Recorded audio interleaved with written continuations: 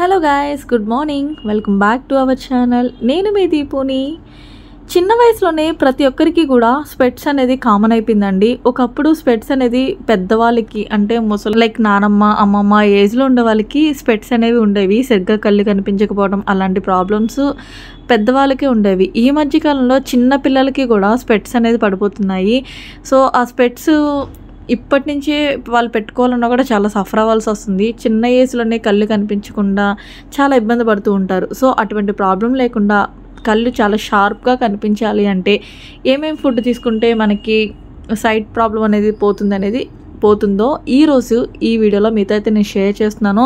చాలా important topic అయితే ఈరోజు మీతో నేను షేర్ చేసుకుంటున్నాను. సో ఇంకేమాత్రం మనం లేట్ చేయకుండా వీడియోలోకి వెళ్ళిపోదాం. Let's get start it. మీకు లేదా మీ పిల్లలకు కంటి చూపు చురుగ్గా పనిచేయాలంటే వీటిని తప్పకుండా మీరు తీసుకోవాల్సిందే. అవేంటో చూద్దాం. అంటే నారింజ వంటి పుల్లని పండ్లను వారంలో కనీసం 3 సార్లు అనేది తీసుకోవాలండి. కనీసం 3 times ఆర్ 4 times అయినా తీసుకోవచ్చు. మినిమం అయితే 3 times అయితే మనం నారింజ లాంటి ఫ్రూట్స్ని అయితే తీసుకుంటూ ఉండాలి. అలానే క్యారెట్లో విటమిన్ ఏ పుష్కలం కాబట్టి దాన్ని కూడా ఆహారంలో చేర్చుకోండి. వారంలో 2 సార్లు క్యారెట్తో మనం ఏదైనా ఫుడ్ చేసుకుని తింటే ఇంకా మంచిది. అలానే స్ట్రాబెర్రీస్, మొక్కజొన్నలు, టమోటో, గుమ్మడిలోను కూడా విటమిన్ సి, విటమిన్ ఏ పుష్కలంగా ఉంటుంది.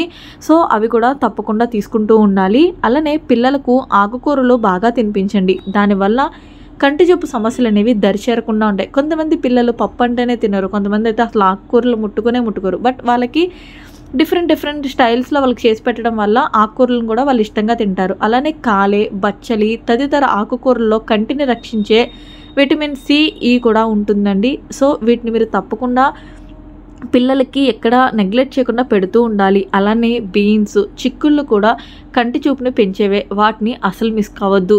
బీన్స్ మనకి ఎప్పుడు దొరుకుతూ ఉంటుంది. అదే చిక్కుడుకాయలు అయితే మనకి సీజన్ బట్టి దొరుకుతూ ఉంటాయండి.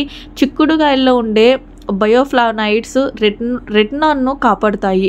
సో వాటిని సీజన్లో దొరికే ప్రతి కూరగాయలు కానీ ఫ్రూట్స్ కానీ అన్నీ కూడా తినడం చాలా అవసరం అండి.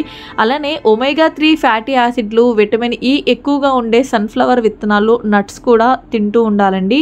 ఇటువంటి తింటూ ఉన్నా కూడా మనకి తొందరగా సైట్ అనేది కవర్ అవుతూ ఉంటుంది. సో ఇటువంటి అన్నీ కూడా ఈరోజు నేను చెప్పిన ప్రతిదీ కూడా మీరు మీ పిల్లలకి పెట్టడం అయితే అలవాటు చేయండి. సో అలవాటు చేస్తూ ఉంటే వాళ్ళకి తినే కొద్దీ తినాలనిపిస్తుంది. అసలు మనం పెట్టకపోతే వాళ్ళు కూడా అలానే తినకుండా ఉంటారు. సో ఆ స్పెట్స్ పెట్టుకుని వాళ్ళు ఇబ్బంది పడేదానికంటే కూడా మనం చిన్నప్పటి నుంచే ప్రతిదీ కూడా వాళ్ళకి పెడుతూ ఉంటే వాళ్ళు కూడా ఇష్టంగా తింటూ ఉంటారు. సో అటువంటి సమస్యలు లేకుండా పోతాయి. ఐ హోప్ ఈ వీడియో మీ అందరికీ యూస్ అవుతుందని చెప్పి ఈ వీడియో అయితే మీతో షేర్ చేయడం జరిగింది. ఈ వీడియో కానీ మీకు నచ్చినట్లయితే ప్లీజ్ ఫ్రెండ్స్ లైక్ చేయండి, షేర్ చేయండి, అలాగే సబ్స్క్రైబ్ చేసుకోవడం మాత్రం మర్చిపోవద్దు.